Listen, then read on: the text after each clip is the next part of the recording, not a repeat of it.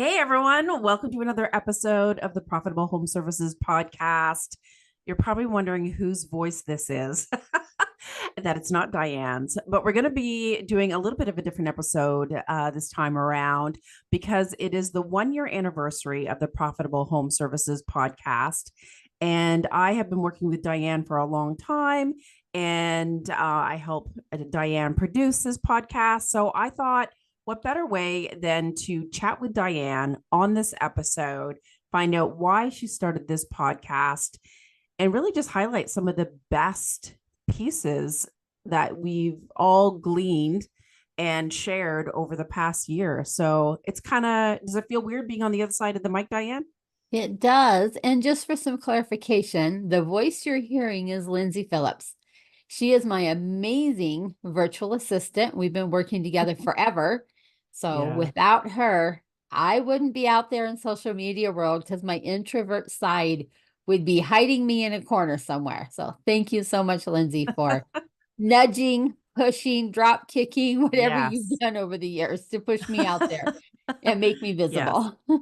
I know, because you are such a wealth of knowledge and you care so much about your clients. And so I'm like, yes, you need to get out there more and share it with the home service businesses out there. So let's get started by talking about the podcast in general.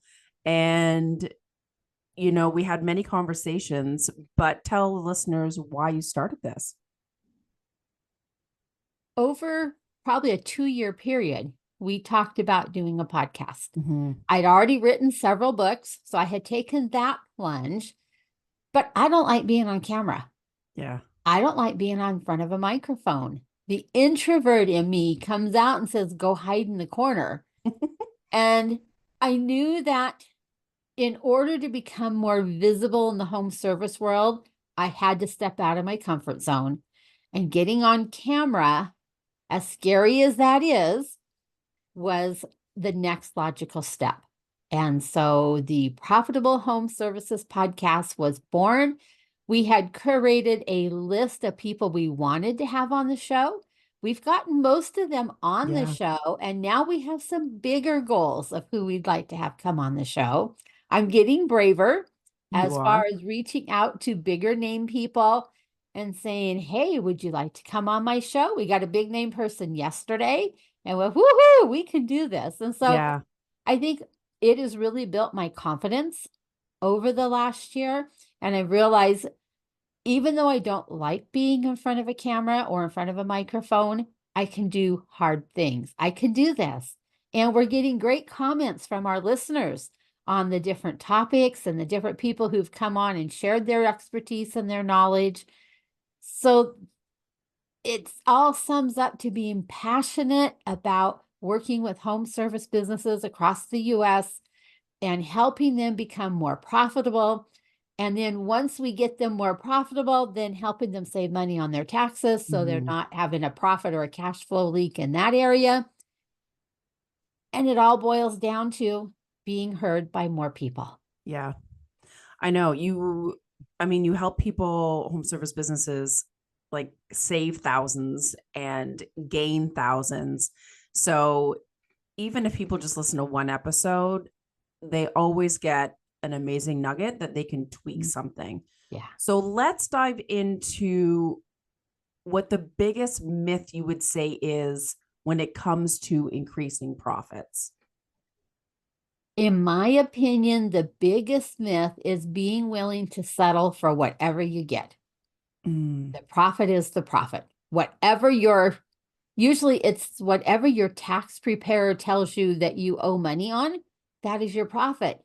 Because home service businesses are famous for being great at what they do. They're yeah. wonderful plumbers, they're electricians, they're roofers, they're HVAC guys, they're lawn care, they're whatever. They're amazing at what they do, but they're not as comfortable in running the business. They don't understand their numbers. They don't understand how to get 2 plus 2 to equal 4. They get 5 or 6 or 7 in when they try to do it because they don't understand how those numbers, how they're so interrelated. Yeah. And that perpetuates that myth as the profit is just whatever it is. Whatever's left over is profit. And we know that that's not true. We can control that profit. We can plan for it. We can set goals to increase that profit, and we can meet those goals. And so it's That's the key, definitely a I huge think, myth. right? Is like Yeah. having that control back Yeah. instead of the world happening to you, like you can fix it. You can. Yes, you don't have to settle for the crumbs. You can Yeah, have the steak. You don't have to have just crumbs. I love that. That's a great analogy. So, of course, in this episode, we're going to be touching upon all the different areas. And you've even enlightened me, A, through your book, but also these podcast episodes, is that you don't necessarily think of all the areas in your business impacting your bottom line. Like, I think that in and of itself is super eye opening. Yeah, I think most people think they only have two choices. They raise prices or they cut costs. Yeah. But they don't realize that there's profit leaking out in your van, your trucks, because you may or may not have the right amount of inventory on those trucks. You may or may not have the right job supplies sitting on your trucks. There's profits leaking out in your team. We've got teams that are doing amazing jobs and teams out there that are doing crappy jobs. And there's so many callbacks, and that's a huge profit I leak. know. There's profit leaks in your systems. Do we have efficiencies there? Do we even have them documented? There's profit leaks in team turnover. There's profit leaks in your marketing. I mean, the Everywhere. list is endless It's, of where yeah, we can it's find insane. profit leaks in a business. So let's start with the obvious, and that is like the numbers. And I feel like everyone kind of thinks about, oh, I just look at my profit and loss statement and like that's it. Um, and I know you're a proponent on empowering people to understand the numbers because it is super confusing. It is, especially when so many of the numbers for your business are not sitting on your profit and loss statement. Yeah. There's that whole KPIs, your key performance indicators.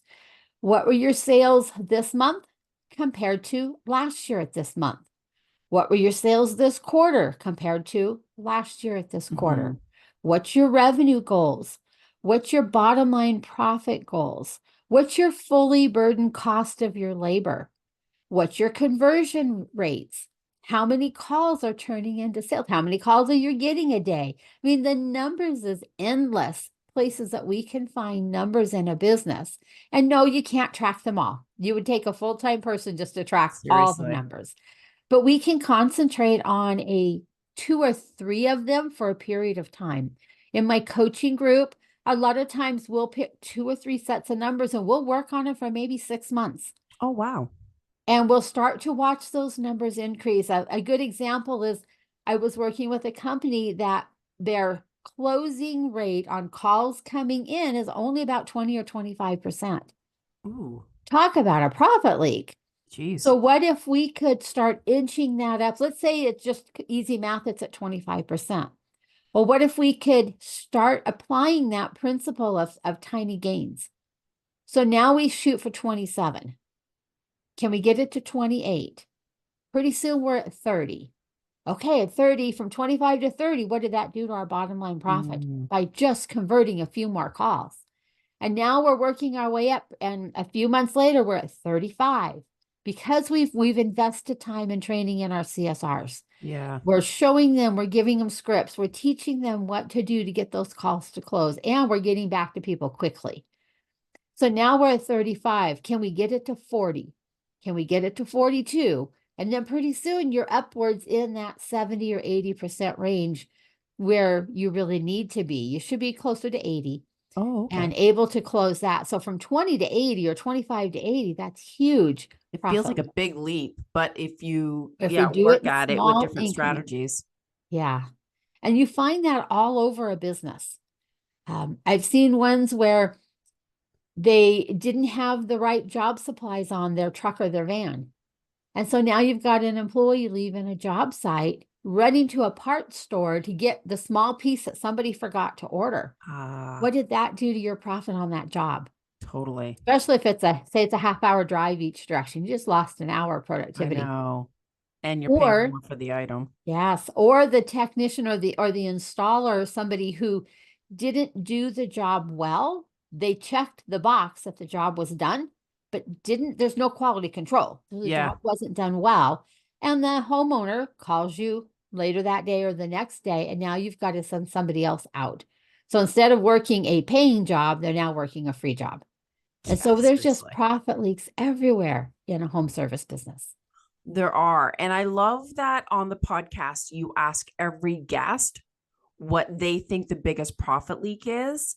And there's so many different answers. So I really want to make sure that we highlight some of these amazing guests. So in kind of like talking about the numbers, I know Tersh Blissett with Service Business Mastery, he spoke about job costing. Yeah, like what did he share that you found really impactful that people should know?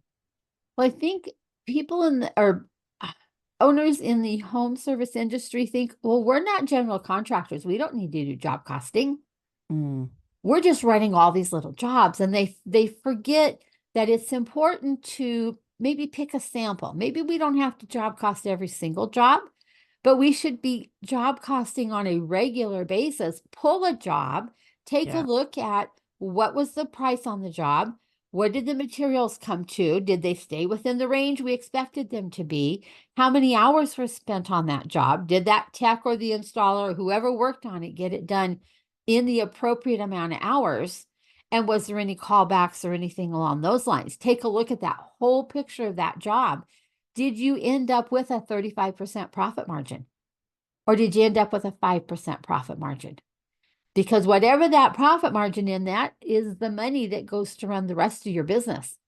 It pays for your building, your utilities, your insurance, your phone, your rent, your marketing, your own salary. All that comes out of that profit from a job.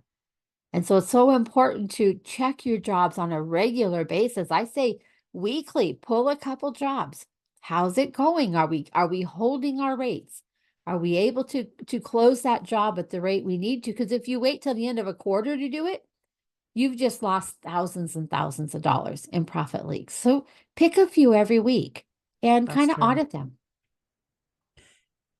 So another episode that I remember is Mike Milan with or Cash Flow Mike as you call him or everyone else calls him.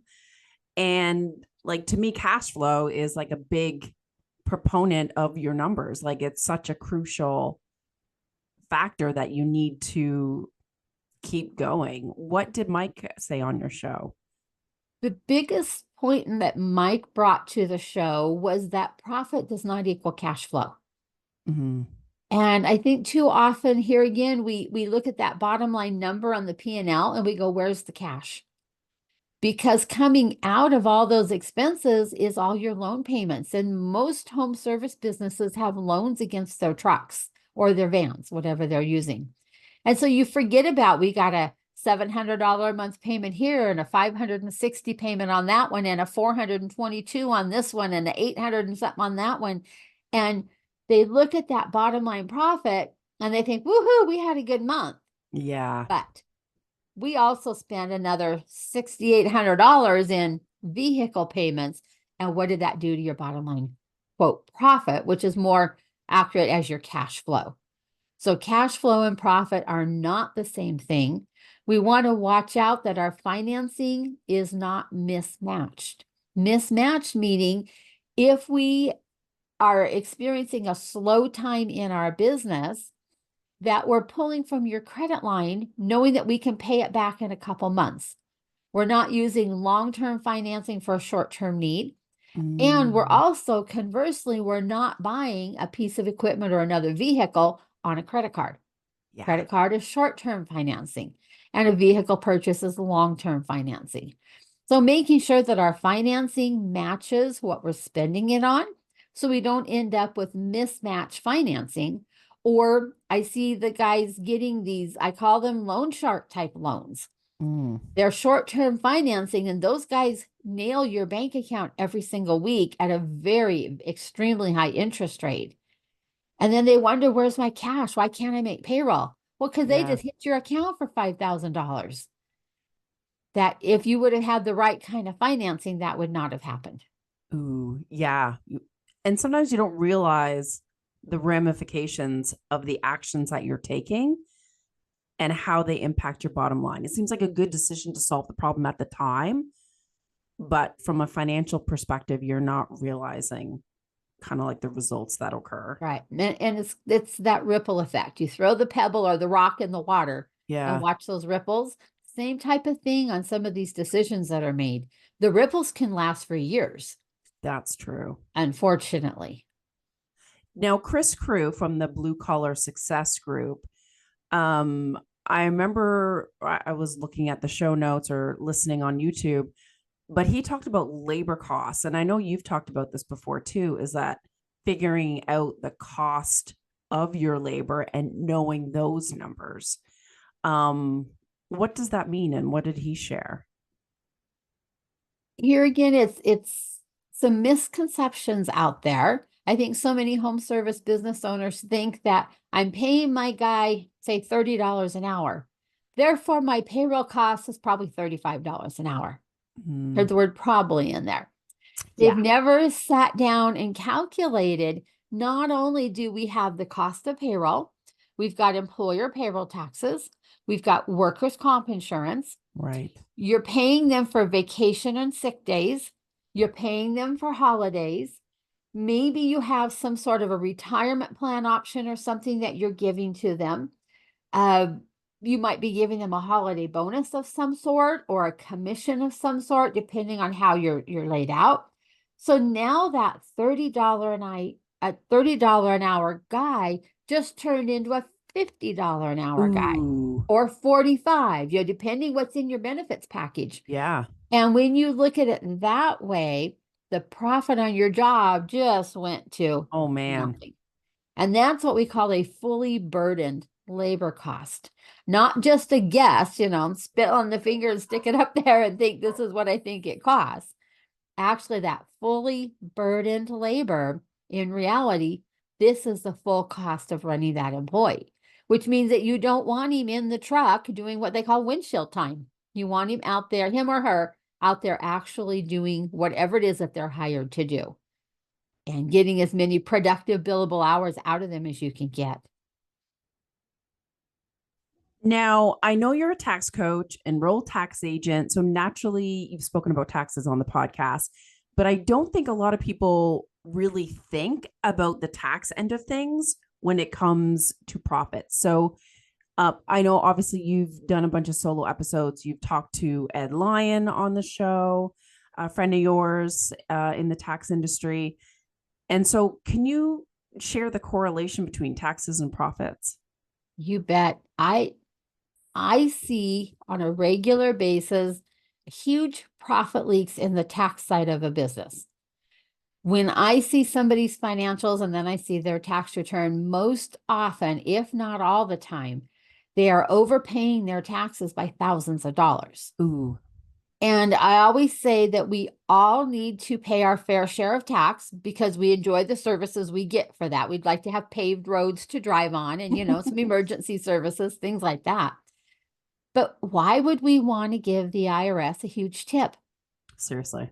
I mean, they're not doing that good of a job. Why would you want to do that? Their service is not very good.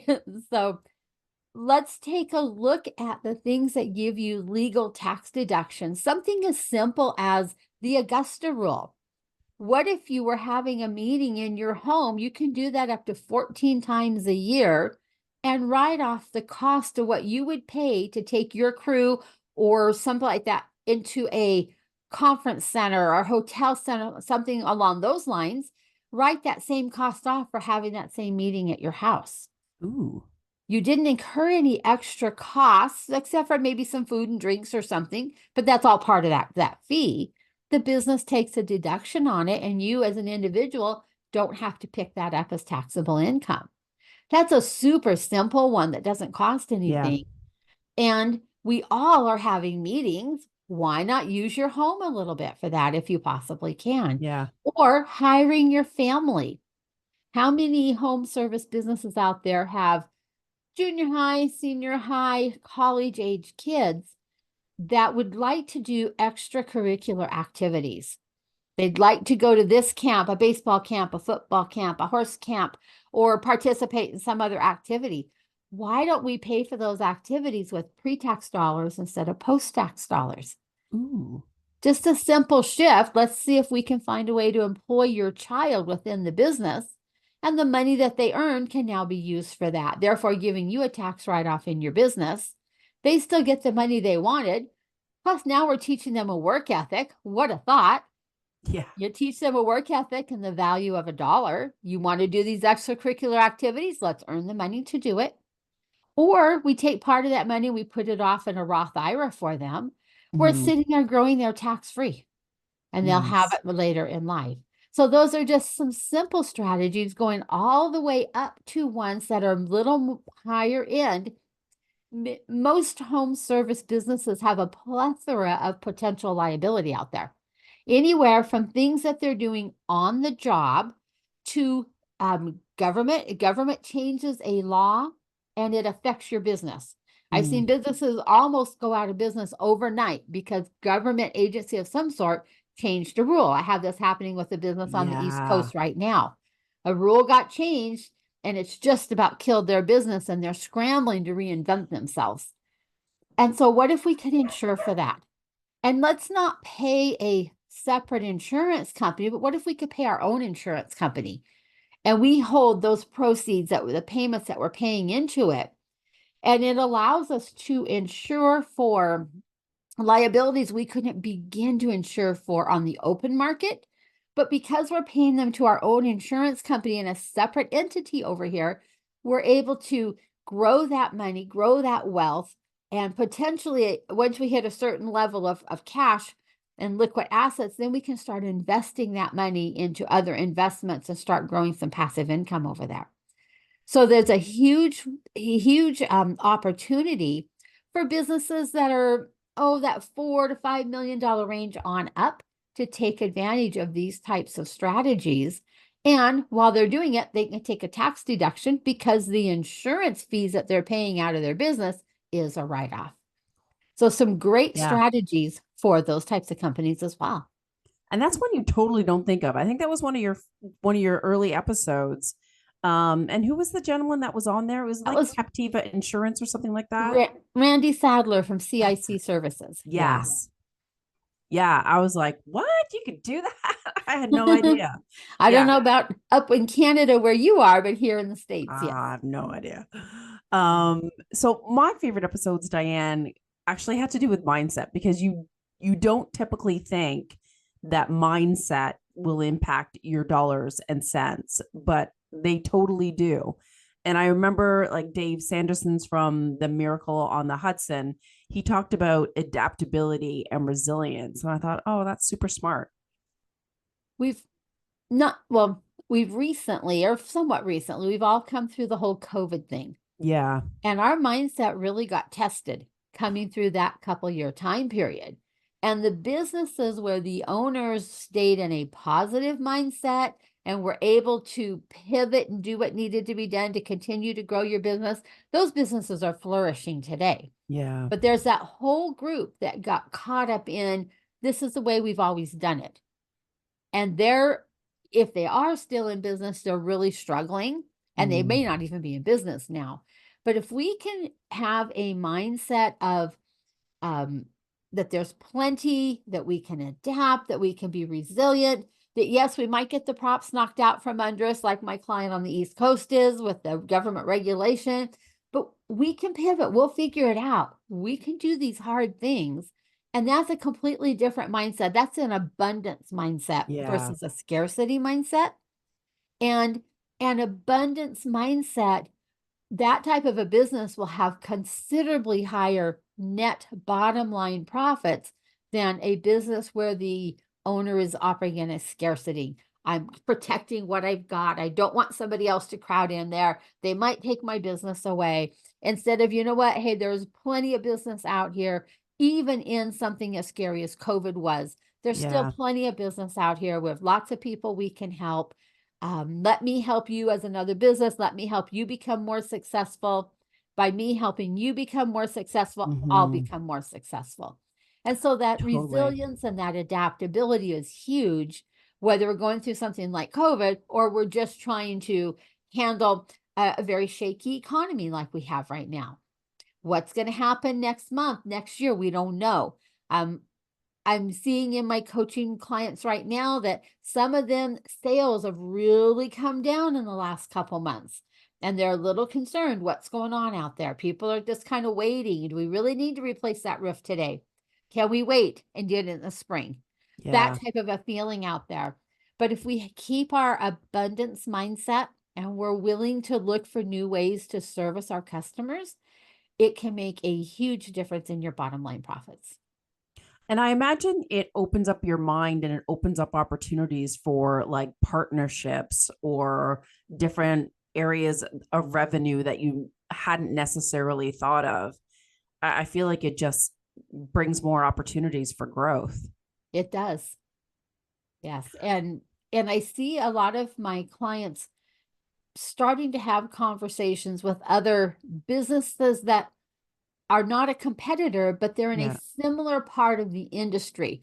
So an example is a roofing company who builds a relationship with a company who does gutters and windows. Mm, So when you're at the house doing the roofing job or the solar job or whatever that might be, you're noticing that they're needing help in this other area. And so you're able to partner with this other business, and generally you're getting some sort of a fee, whether it's a yeah. finder's fee, a commission, or something from that other business. And they're doing the same thing when they're out there doing gutters and siding and windows and stuff. They're noticing that this house really needs a new roof as well. And so then they refer that person over to you for the roofing. And we start building these relationships back and forth. And the customer is very well in a position where they feel like it's a win-win situation because you solved multiple problems for them. And the other company feels like it's vetted, like, oh, hey, I know this person, I work with them, here's their Yes. card, they're solid. Then you're not rifling through the yellow pages, so to speak, and trying to figure it out on your own. You're like, Yes. oh, they're vetted, it's a no-brainer. Yep, I'll just call them. I don't have to go through, I'll get the 3 or 4 Yeah. bid type process. I'll just call Susie over at so and such a company and we'll get this taken care of. Yeah, absolutely. And I feel like you can't really talk about profits without talking about sales because obviously that drives the profits. And I know you've covered a ton of different sales strategies with some different guests, but we can't talk about sales without talking about our friend Joe Palo. He's been on your show like 3 times, but every episode has been so good. What has been your favorite takeaway? I think the biggest takeaway from Joe was his emotional selling. Mm, We all want to go straight to the logic. I want to tell you why your house needs a new roof or why you need to replace your plumbing system or whatever it might be. You hear point A, point B, point C, point D. Here's the bottom line. Sign the contract. Let me get down to the next call. It doesn't work that way. no. We need to get that customer talking about why it's bothering them. What is the cost of them not taking action? What is it going to look like down the road? Push on the pain points a little bit. Get them to verbalize it. And once you can get them to verbalize it, then you're able to start planting the seed of what would it look like if it was fixed? What would it look like if this was replaced? What would it do to you? How would you feel? What would you feel like with your family coming over for the holidays? Get that emotional, get them Yeah. talking, and then repeat that back to them. Then, once we're solid in our emotional bucket, it's full. Now we can go to the logical bucket and here's what we need to do. Here's how long it's going to take. I can get this order started for you. I need this much a down or whatever the conversation Yeah. goes. But we can't do that without filling that emotional bucket first. I thought that was a huge takeaway. And then once you've landed the sale, having an expectations call with this customer so they know what to expect. Here's how we do things. This is what you can expect of us. We're going to do this, this, this, and this. We're going to show up when we say we'll show up. We're going to return your phone calls. Mhm. Shocker. We're going to start this process on such and such a date. We will be finished by such and such a date or time or whatever it is. we're going to clean up after ourselves. We're going to do this type of thing. And then turning that around and so you can flip it around to them and you can basically get them to agree that yes, they will return your phone calls. They will have somebody there when you're ready to start the job so that you can get let into the property or the home or Yeah. whatever it is. You can flip it around and get them to agree to do similar type things back for you. And now you've set those expectations, and we don't find ourselves in a situation with an expectation that's set way up here and a deliverable way down here. And we didn't even know there was this huge gap. But because we do this day in and day out, we know what our deliverable is. Yeah. The customer doesn't know what that expectation is if we don't tell them. And that same process works with your team. You can have that same expectation talk with your team, which is what we did on the 3rd episode with Joe. Yeah. He flipped that around to how you use it with your team, and it empowers you to become a much better leader to your team because you're setting expectations and you're getting them to agree to the expectations you would like from them. So no more adult daycare centers because we now have a team who's working within our expectations. Yeah. And I thought, what an amazing I know. concept. And talk about a profit leak that just got plugged right there That's with Joe's true. episode. Yeah. 100%. Are there any other episodes that stood out in your mind when it comes to some sales strategies? I loved what Daniel Dixon from Send Gym Yeah. shared, as well as Bill McGowan from Print Fast. They both talked about building out that customer relationship. Right. So often we look at things as a one-time transaction. Yeah.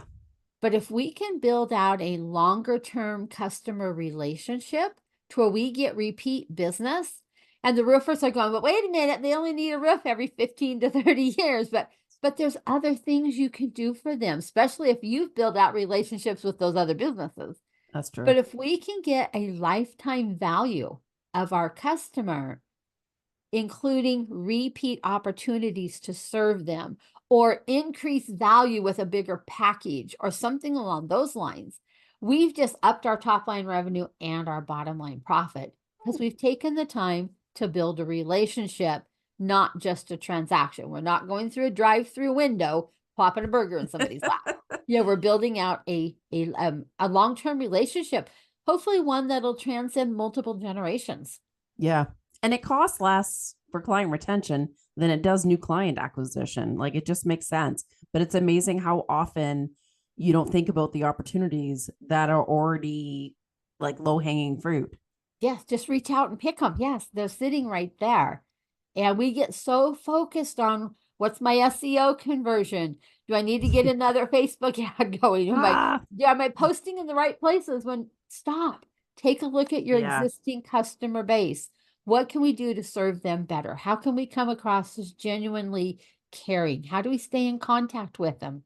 I know Bill had a newsletter type program that he was happy to work with people. Daniel has amazing little gifts that go out afterwards. Oh. Where you can do some thank you gifts, some thinking of you gifts. If you end up getting other information, maybe you send them something at their birthday or anniversary, or those kinds of things where you kind of create that wow experience that this company really does care about me. That's cool. And you're not sending them something hokey like a pen or a calendar or a mug. Seriously.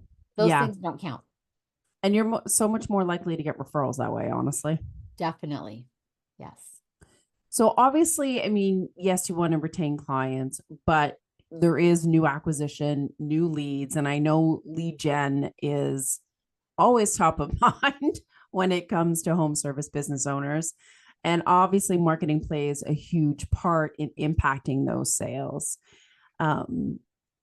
Besides, throwing money at marketing that doesn't work, what other areas within marketing would you say has any profit leaks? I was super impressed with Stephen Christopher from Wit Delivers. They have a program where they monitor your calls that come into your call centers. Oh. They monitor your calls and they're able to work with your CSRs, your customer service reps, and teach them how to close more of those with better scripts and with better training. And all that does is throw extra money to your bottom line profits because you're already paying the person to be there. You already bought the software. Let's Yeah. let's get that working better. And I've referred a couple of my coaching clients over to him, Oh, nice. and they've been super impressed with how they've been able to dig in and find better ways to increase those bottom line profits with what's already sitting right in front of you. I Yeah. thought that was a really nice hidden profit link. Was what's your investment in your CSRs? Are they Yeah. doing what they need, what you want them to do, not just sit there and be busy talking on the phone, but are they getting the results you want them to get? Another one I thought was really good was Tyler Williams from the Mammoth Agency. Okay. He was talking about converting unsold estimates for those home service businesses that prepare an estimate. Not all of them do, but some do. Hmm. When's the last time you went back and checked in on those people? When's the last time you followed up? Hey, I know when we talked a couple months ago, you weren't quite ready, but just checking in to see if you're ready now. Yeah. Follow up is key. Follow up is key. And he had some pretty good numbers for if you could convert those unsold estimates instead of chasing more new leads, but Yeah. convert those unsold estimates, what that could do to your top line revenue and your bottom line profits. Yeah. And That then makes to sense. measure and track your marketing efforts. Right? So much of the time, I hear the proverbial, let's just throw spaghetti at the wall and see what sticks. I know. A terrible marketing program. Let's track to the best of your ability with something as simple as put a QR code on things Mm. and track it and see what's converting for you and what's not. Now, things out in the internet you can track because we have Yeah. software to track. But like yard signs, those are hard to track, but put a QR code on them. Oh, yeah. Door knockers, canvassing a neighborhood, billboards. I mean, any of those things that they're putting money into. How can we find a way to track it and know if you're bringing in any money from it? So tracking those marketing efforts and trashing the ones that aren't giving Yes. you anything. Trash them, get them out of there. Let's get that cost take that same money and put it towards a marketing effort that's working well for you. Yeah. 100%. Yeah. Tracking and what is it? What if you fail, what you measure grows? Oh my God. I can't remember what the phrase is. What is the phrase? Do you know what it is? Whatever you measure increases. Yeah. Yes. So if you're measuring your conversions, or if you're measuring your number of calls, or if you're measuring the number of hours that are spent in production hours, whatever you're zeroed in and you're tracking and measuring, it increases. Now, for measuring our callbacks and stuff, hopefully those are decreasing because we're measuring them, we're watching them. Our employees know Yeah. that they're tracking me, they're dinging me if I have to go back out and redo the job. Yeah, for sure. Now, at the beginning of our chat here, you did touch upon how you manage your team, your hiring. Um, and to me, I'm like, okay, you hire, everyone has to hire, they train, whatever. But I'm like, how would that affect your bottom line? That is huge.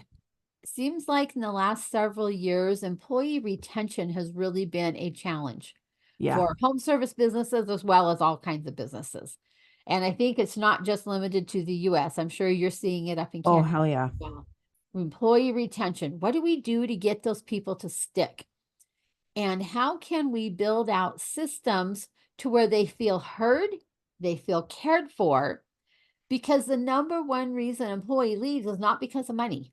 They Yeah. may say it's because of money, but something else has driven them to start looking. Do they have a boss that isn't paying attention to them, isn't answering their questions, or a manager or whatever it might be? How can we build that out? And so I had a great interview with Mike Michalowicz, who we all know is the author of Profit Yes. First. At the time, he had just released his new book, All In. Hmm. And in that book, he goes deep into how to rate prospects when you're hiring them, how to hire just the best ones, how to use those same concepts with your existing team so that we have a team who's bought all in to your Yeah. company vision. They feel like they're part of a bigger organization and they're willing to go that extra mile for you. So we can reduce the amount of employee turnover.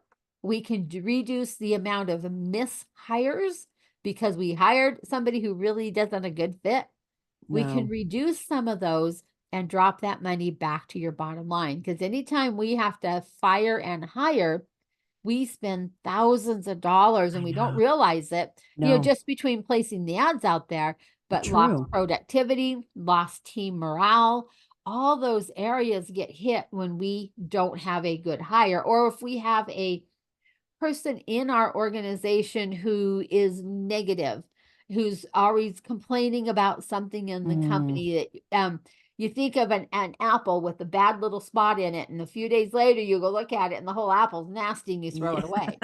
That happens in our teams too. Fair And enough. so we want to really be paying attention to how we get these people invested in our company and having that all in attitude. And Rami Alagiel from People Processes also had some great ideas. They provide HR services Okay.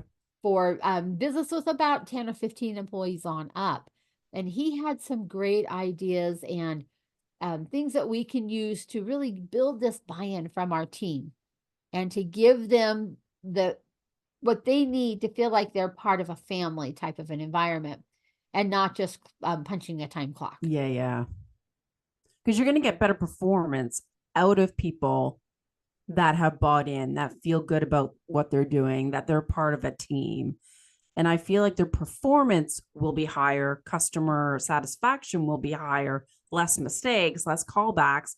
Like it impacts so many pieces of the day-to-day operations. It does. Yes. And mindset can be really big in the employee in your team area too. We touched on it above as the owners, Yeah, but we also have mindset issues that can happen around your team. that's We're true. all, or most of us, are familiar with the new term quiet quitting, where they just kind of stop doing everything they used to do and they get to the point that they're doing their job. Technically, they can check the box. I've done my job, but they're Mm, certainly not going above and beyond. They're not willing to help if you have something happen and you need them to stay late or whatever. They're not willing to do that. And they yeah, just start doing less and less and less and less. And then you end up letting them go at some point. And that's quiet quitting. I've And so never heard how of that can we phrase. keep that from happening? So there's a lot to be thinking about when you think of your team. Yeah, team culture, like it really impacts your performance and results. It's huge. Yeah. Yeah, interesting. Now, you've also had a ton of really different topics on your podcast that I wouldn't necessarily think, oh, this will fit like a home services business, or how does it infect your affect your profits? But you've had some really cool guests, and I want to touch upon some of them. I remember you had Michelle Scribner on, which is Sum of All Numbers, and it was about preventing fraud. And I thought, ooh, yeah, that happens a ton in the workplace, Yeah. but you don't think about it from like a financial profit perspective. So Michelle is one of my good friends. She and I are partners in another business.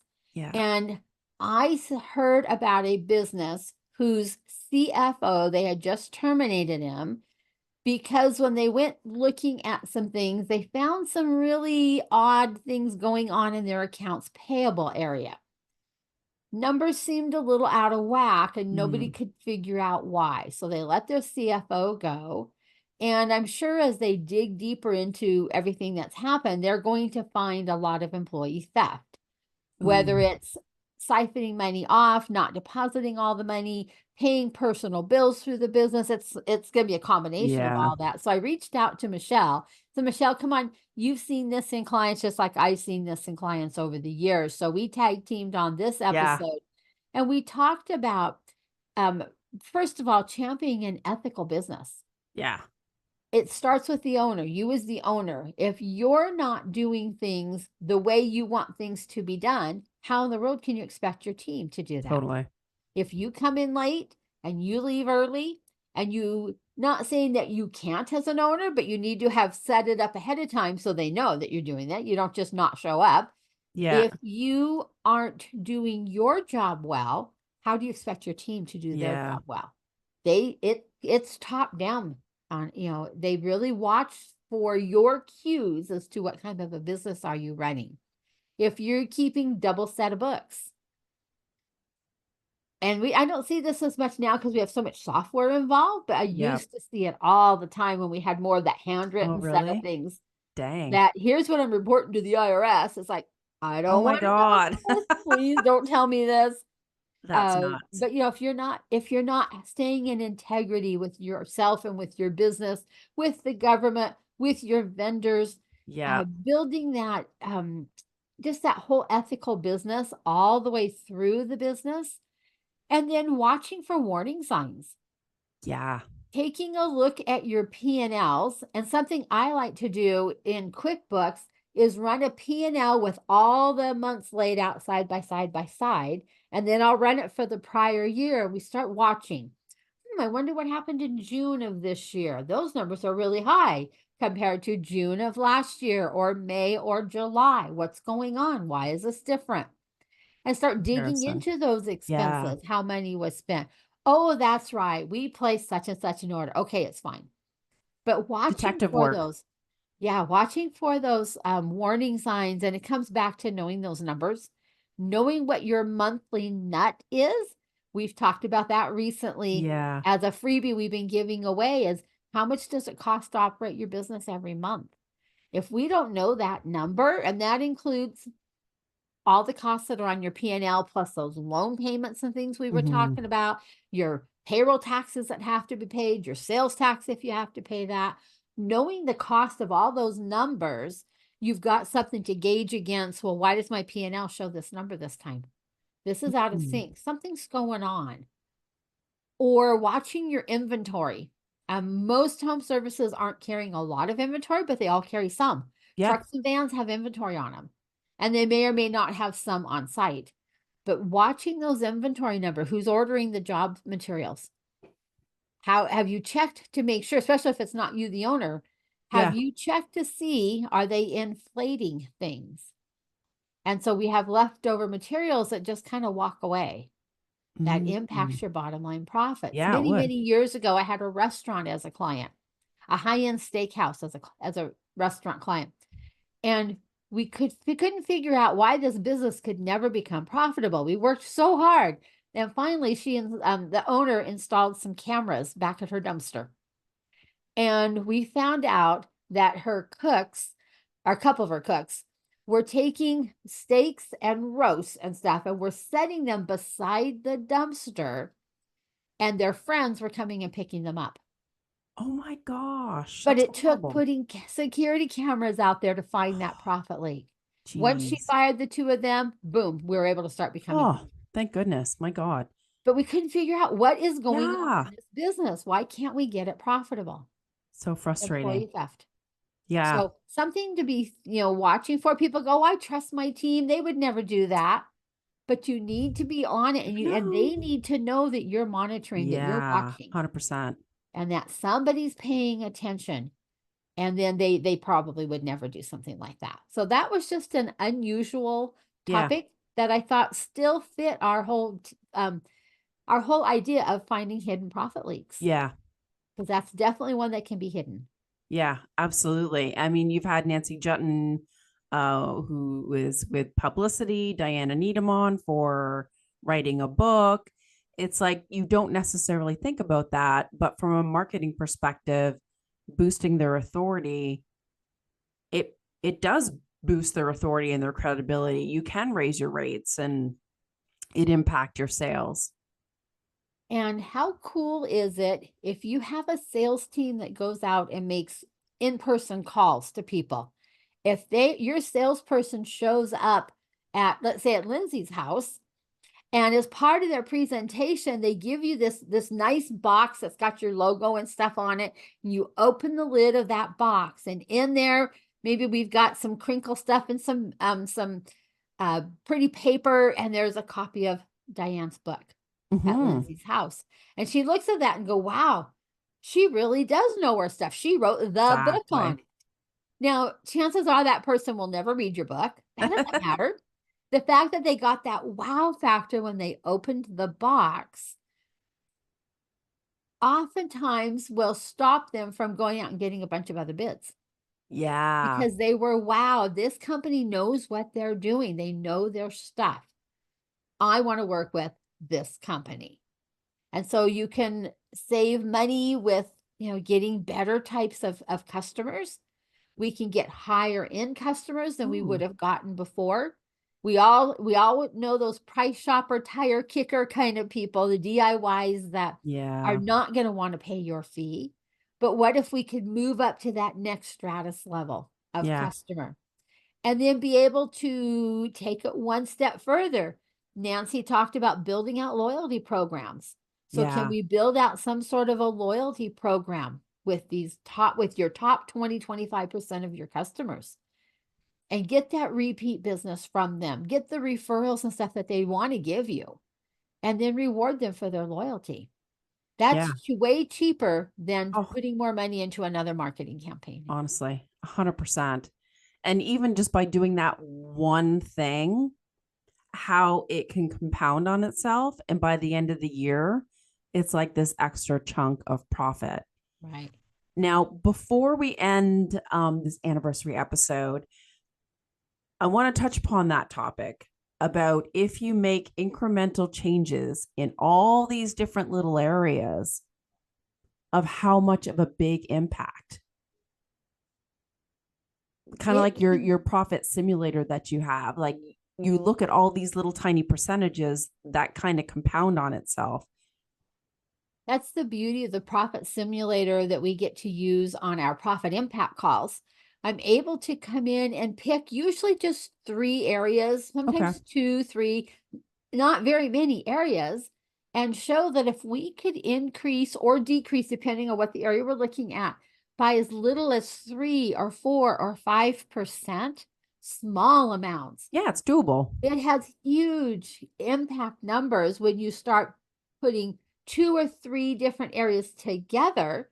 And now instead of impacting it, say by 10 or 15,000, we might be impacting it by 150,000.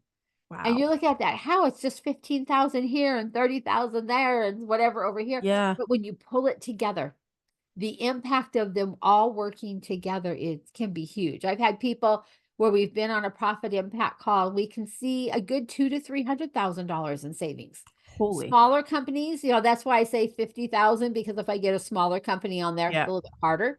But my bigger companies, uh, in just 2 or 3 moves, we can usually find 100,000, 200,000.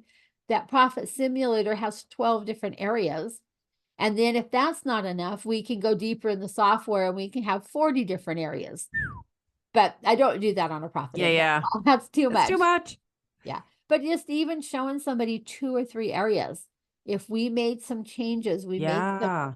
some planned changes that we're going to work on over a certain period of time. Now that it doesn't, like, you don't just go to the wall, flip on the light switch and there's your money. It takes some work, and it usually takes a few months to start reaping the benefit of that. But some planned changes, oftentimes we're able to add thousands or hundreds of thousands of dollars to bottom line profits. Yeah. 100%. It, and even like when you showed me the software, I'm like, that is cool. And it is amazing when you drop in those little percentages and you see like the incremental, how it adds up and the like the changes. So like, if you spend a year with you in one of your programs and make all those changes, like, man, the savings and the more money that you can put in your pocket, it's mind blowing. It is, yes. And I love it because it makes a nice visual. You can see the little graph of what's going to happen, because so many of us are visual. It's one thing Yeah. to talk about it. And that's part of the reason why this podcast is not just on audio, but it's also on YouTube. So we have some visual. You get to see who you're talking to, Yeah. because that helps a lot with people who are really visual, and to be able to show what those numbers do is huge. And so I love doing the profit impact calls where we can pop on and just have some conversation, no obligation, just some conversation, Yeah.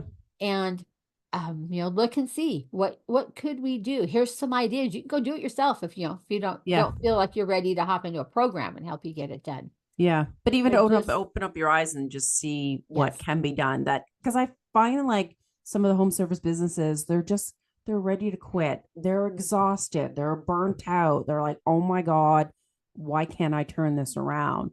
And so even just to see the possibilities, you're like, oh, there is a light at the end of the tunnel. There is, yes.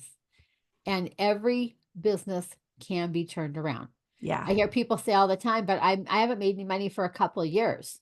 Well, let's fix that. Yeah. Yeah. Why are you settling for that? I know. And what's sad is I see home service businesses where when they were maybe $500 or $800,000, their bottom line net profit was a higher percentage than it is now that they're 5 or 10 million. Mm. And that's sad because it Oh, takes a seriously. different skill level, a different leadership level to lead a company at that revenue amount than it did when you were 800,000. And so sometimes they need some extra tools, some extra templates. They need the power of a mastermind group, which is the beauty of our group coaching program, is you get to meet with like-minded people every week. And if we have a problem, we can solve it together. Yeah. And you get other perspectives because your own is you're too deep into it. You can't see it.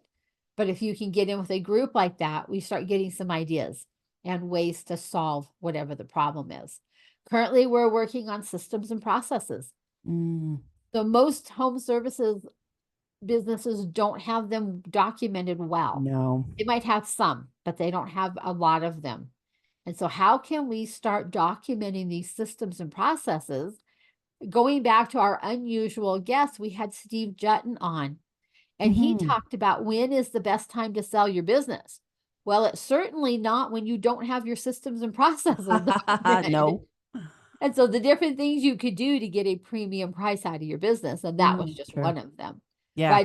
But that is so important to get the stuff out of your head as the owner onto whether it's paper, video, whatever format it goes into, but to pull it out of our heads and get it documented somewhere. So that if something happened to us or when you hire the next employee, you don't have to sit beside them and babysit them. I know. Talk about a time They've got saver. resources and tools they can use. Yeah. So to wrap this up, Diane, I want to make sure people know how to get your profit impact call so that they can get your help to find 50,000, at least 50,000 in your profit impact call and go through that cool simulator. So if you just reach out to us, I know you're going to have a link in the show notes. Yeah. And we'll be happy to do that. Or you can go out to our website of www.profitcoachforyou.com. That's profitcoach4you.com. And there is a link there where you can reach out and book a profit impact call, or it's always in the show notes. I think it's on pretty much every episode. Yeah, you've absolutely. put it on there. So between Lyndsay watching out for you and making it easy for you to find that link, we'd love to talk with you. And we've met some amazing people through these profit impact calls. Yeah. And I can't believe this past year has gone by already. Good for you and I even got you doing solo episodes and sharing your wisdom. You have so much in your head and your heart to give to other home service businesses. So I congratulate you on that. And here's to more episodes and helping more home service business owners. Yes, we're working to change that industry one business at a time. Yeah. And have been able to partner up with some amazing people who have been our podcast guests this last year, and looking forward to who we're going to be pulling on as guests this coming year. So exciting stuff as we all work together to change the course of the home service industry. Absolutely. All right. Well, as you normally say, Diane, that's a wrap for this episode of the Profitable Home Services Podcast. It was so fun doing this episode with you. And what a great way to celebrate the year. And thank you, Lyndsay, for all the work you and your team do behind the scenes, for editing out all the oopses and things like that just make it amazing process of being able to do this podcast. So thank you.